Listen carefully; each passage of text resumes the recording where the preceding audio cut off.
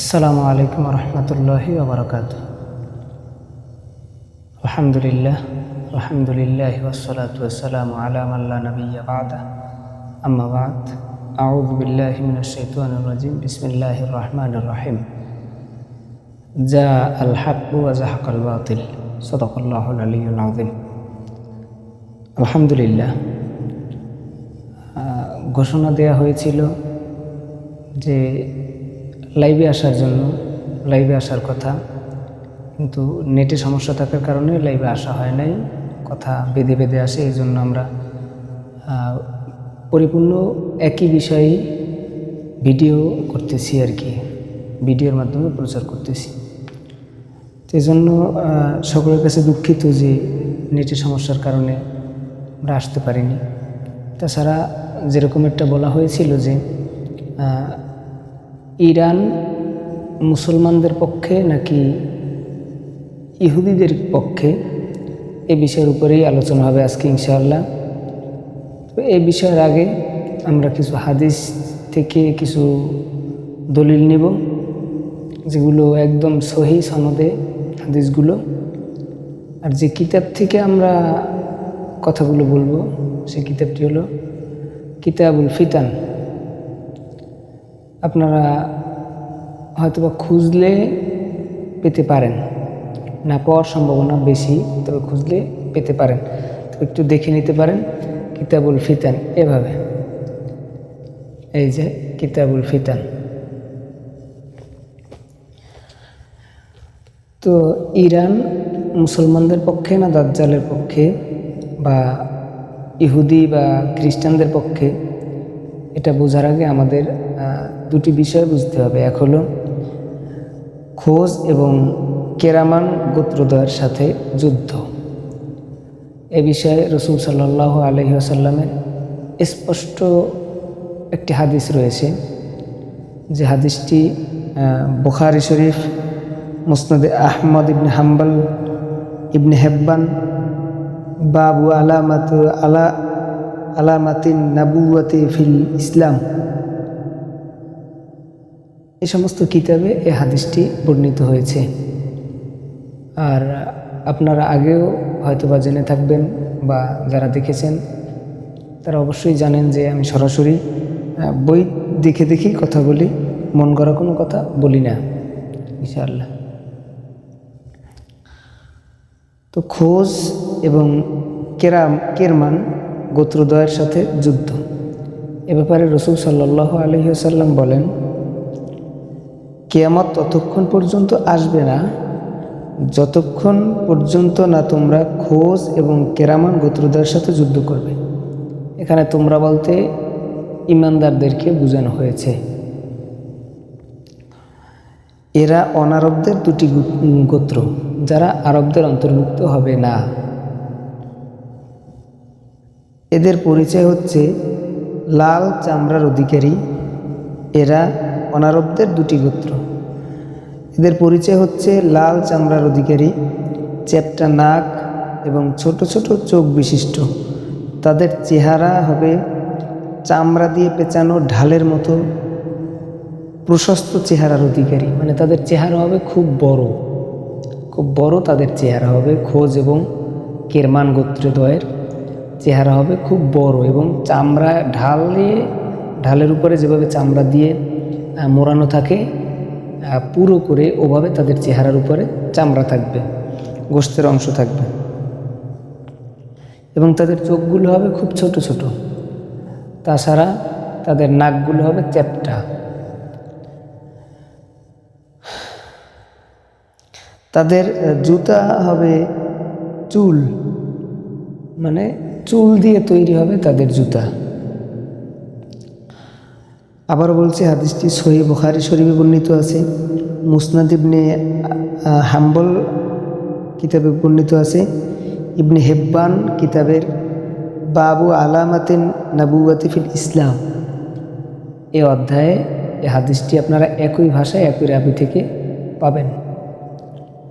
এখানে বাইজাবি শরীফে আল্লামা ইমাম বাইজাবি রহমাতুল্লাহ আলাইহি বলেন, এই উক্ত হাদিসে আল মাজান শব্দ ব্যবহার হয়েছে। সম্পূর্ণ হাদিসটা আরবিতে বলা যেত, কিন্তু অনেক সময় লাগতো, এজন্য আমি বাংলায় সংক্ষেপে বলছি। আল মিজান বা মাজান শব্দটি ব্যবহার হয়েছে। এর শাব্দিক অর্থ ঢাল বা বর্ম, যা যুদ্ধের সময় আত্মরক্ষার জন্য ব্যবহার হয়ে থাকে। উদ্দেশ্য হলো, মানে এই শব্দ দ্বারা উদ্দেশ্য হলো তাদের চেহারা ঢালের মতো প্রশস্ত, মানে বড় হবে, তাদের চেহারা ঢালের মতো প্রশস্ত বড় হবে, ও গোলাকৃতিরও হবে। তাদের চেহারা ঢালের মতোই হবে, সম্পূর্ণ ঢালের মতো, গোলাকৃতির। ঢাল তো একটু বড় থাকে, কিন্তু তাদের চেহারা ঢালের মতো গোলাকৃতির হবে, এবং ঢালের উপরে যেরকমের মোটা চামড়া দিয়ে মোড়ানো থাকে ওরকমের তাদের চেহারায় একটা ভাব থাকবে। দ্বিতীয়ত, আল মাতারিক শব্দটির উপর ব্যবহৃত হয়েছে, যার শাব্দিক অর্থ হলো ভাঁজকৃত। সোজা কথায় এই কারমান এবং খোজ গোত্রদ্বয়ের তাদের চেহারাগুলো কুচকানো কুচকানো থাকবে।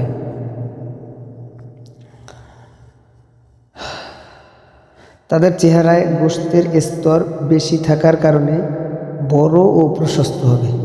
হাদিসে খোজ এবং কেরামান গোত্রদ্বয়ের যে পরিচয় বলা হয়েছে, অন্য এক হাদিসে তুর্কিদের ব্যাপারে এরকমেরই কথা বলা হয়েছে, কিন্তু ইবনে হাজার আসকালানি রহমতুল্লাহ আলাইহি বলেন সেটা ভিন্ন হাদিস।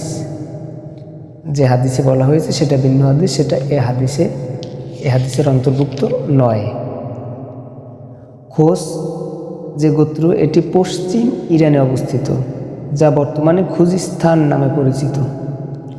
খুজিস্তানের কেন্দ্রীয় শহর হয়েছে আহওয়াজাব বা আহওয়াজ, দুটি নামই ব্যবহৃত। তাদের মূল কেন্দ্র হচ্ছে আহওয়াজ।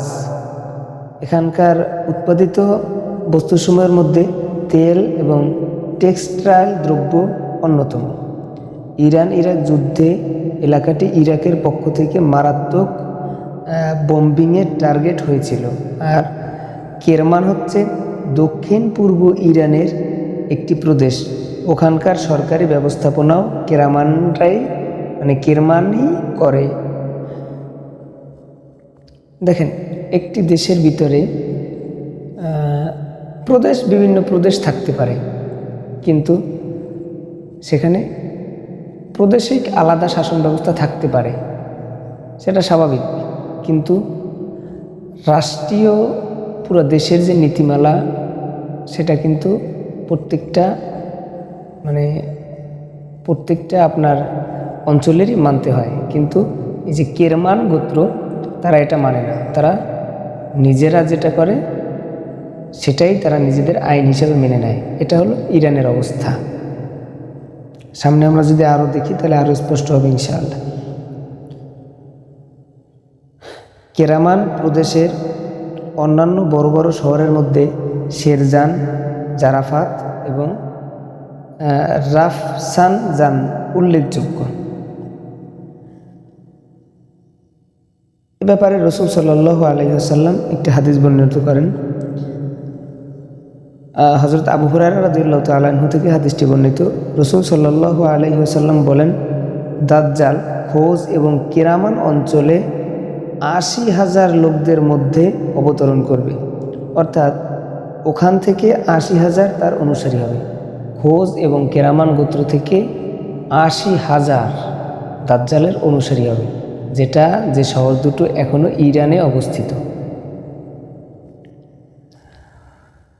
তাদের জুতো হবে চুলের তৈরি, তারা তালায়সী চাদর পরিহিত থাকবে, তাদের চেহারা হবে চামড়া দিয়ে পেঁচানো, ঢালের মতো প্রশস্ত চেহারার অধিকারী। একটু যদি আমরা লক্ষ্য করি, কেরমান এবং খোজ গোত্রের তাদের চেহারার দিকে যদি আমরা লক্ষ্য করি, তাহলে আমরা হাদিসে যেভাবে বর্ণিত সেভাবেই আমরা দেখতে পারবো, ইনশাআল্লাহ দেখতে পাই। মুসনাদে আহমদের হাদিসে এদের সংখ্যা ৭০,০০০ রয়েছে। হযরত আবু হুরায়রা রাদিয়াল্লাহু তাআলা আনহু থেকে আরও একটি হাদিস বর্ণিত। তিনি বলেন, আমি রাসূল সাল্লাল্লাহু আলাইহি ওয়াসাল্লামকে বলতে শুনেছি, অবশ্যই দাজ্জাল খোজ এবং কিরমান অঞ্চলে অবতরণ করবে। ওখানে তার অনুসারী হবে 70,000। তাদের চেহারা হবে চামড়া দিয়ে পেঁচানো ঢালের মতো বা দীর্ঘ চেহারার অধিকারী। তুর্কি, খোজ এবং কিরামানবাসীর চেহারা এমনই হবে। দেখতে তাদের সম্মুখ চেহারা ঢালের মতো হবে। হয়তো এখানে প্রকৃত অর্থই উদ্দেশ্য, অর্থাৎ প্রশস্ত চেহারার অধিকারী হবে, অথবা তারা অসুন্দর বিস্তৃত চেহারার অধিকারী হবে। তো ইরান সম্পর্কে বুঝতে হলে আগে আমাদের খোজ ও কেরামান গোত্রদ্বয় সম্পর্কে বুঝতে হতো। এজন্য আমরা খোজ ও কেরামান গোত্রদ্বয় সম্পর্কে একটু আলোচনা করে নিলাম।